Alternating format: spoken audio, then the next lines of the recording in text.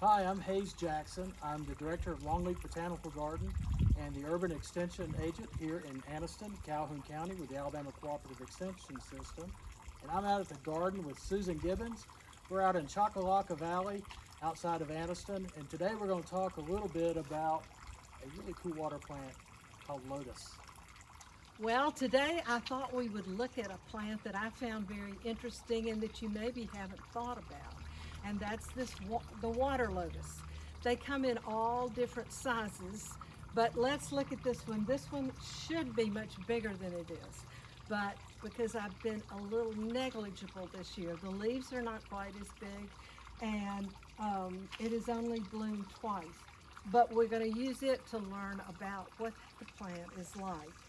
The plant grows normally in shallow edges of lakes and ponds.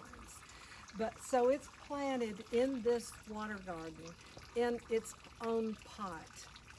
And the first thing when you plant it is that these leaves that you see floating, you can see there's some, it's actually mixing with this yellow water lily, but the bigger leaves over here are the leaves, and it's kind of interesting. See how the water beads up on it? I love this. I think there must be little tiny hairs that won't let it actually flow out the way it usually does. First, you'll have the leaves that'll come up that'll be just like water lily leaves, except you can see they're perfectly round and fluted. And the water lilies are flat and they've got that little cut in them. So they come up first and they'll get bigger and bigger and bigger.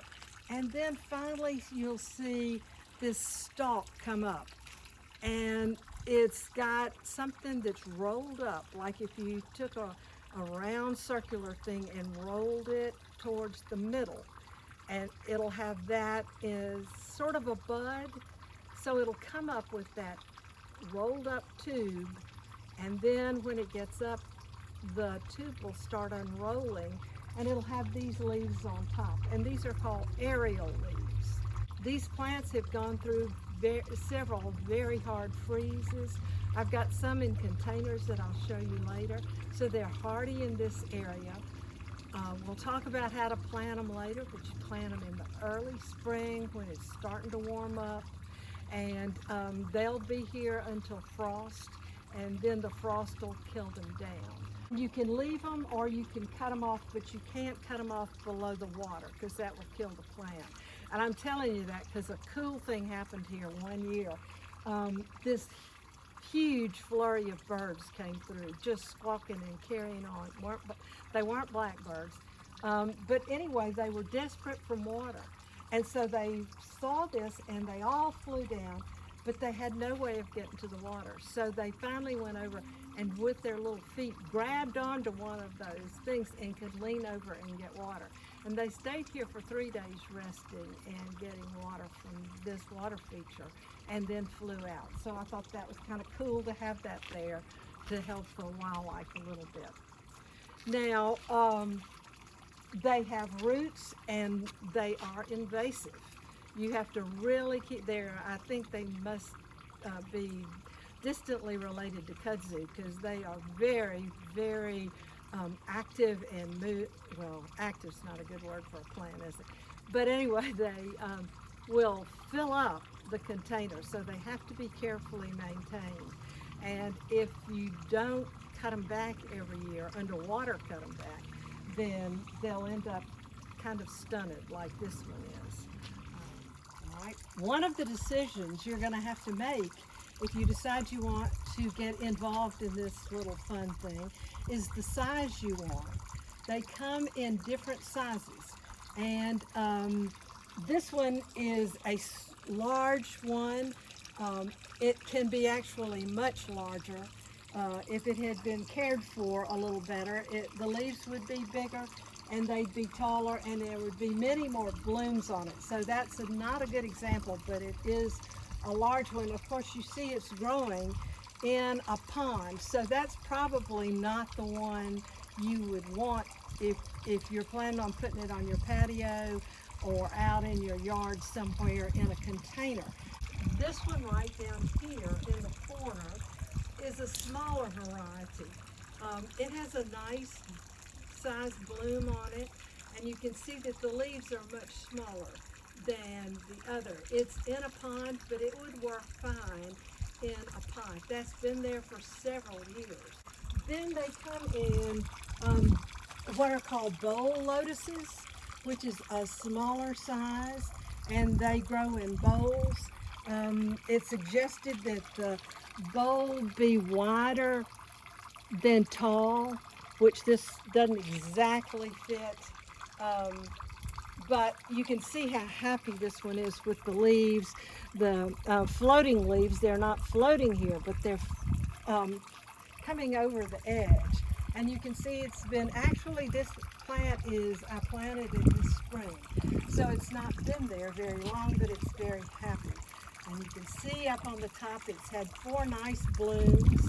And these are, you can see the little seeds that have formed in there. Hayes is going to take some of those and see what he can do with planting them. And you can see that there are 2 more buds forming. This is called a red gulag, I think is its name, but it's not really red. It's really a purpley pink. So those are the 3 sizes. The amount of water, soil that you put, we'll talk about how to plant the lotus later, but you can see, while we're here, I just thought I can stick my finger in there and show you that the water's not very deep right there. The soil was probably up, down lower when I planted it, but there's a massive root structure under there, and it pushes the soil up. So you plant them a lot in shallower soil than you would think. And this one is the same way. It's actually got a little more water depth to it than the other. Susan gave us some great tips on growing lotus, and one of the things I wanted to talk about is what type of container. And here we have a plastic container, and these are great. You can buy them just like this a lot at your stores. These are used for water lilies. You can insert them inside a half barrel. They're weatherproof, and that's the main thing. You need something that can take the freezing weather, because we're going to get some days where we can get ice that forms and it can expand the pots. So a plastic pot like this is great. This is the perfect size. And this is, you can use old nursery pots. You can also use regular pots, and I'm going to show you another one.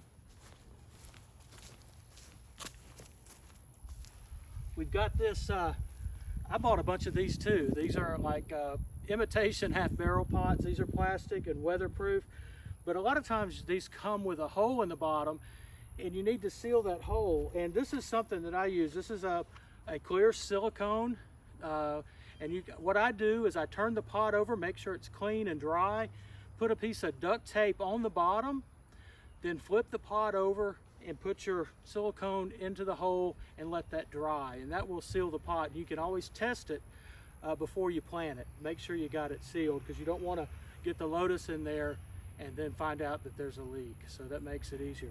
But use any type of pot that will last outside, that will hold water. And then again, you can buy nursery pots that are weatherproof, usually the thick stone, and use those and seal that hole in the bottom, make them watertight. But it makes a great addition to the garden, gives you a nice texture, gives you color and interest, just as long as you got to give them in a fair amount of sunshine. So now I hope you've learned a little bit about this interesting plant. It seems to me that it could be used on small patios, or even if you have just a deck somewhere that got a lot of sun, you could put one out on that deck. One of the things I wanted to say about them, they are, as I pointed out earlier, they're very invasive if they're not in their nice little container. So if you have one and you get tired of fooling with it, or you have to move, don't throw them away.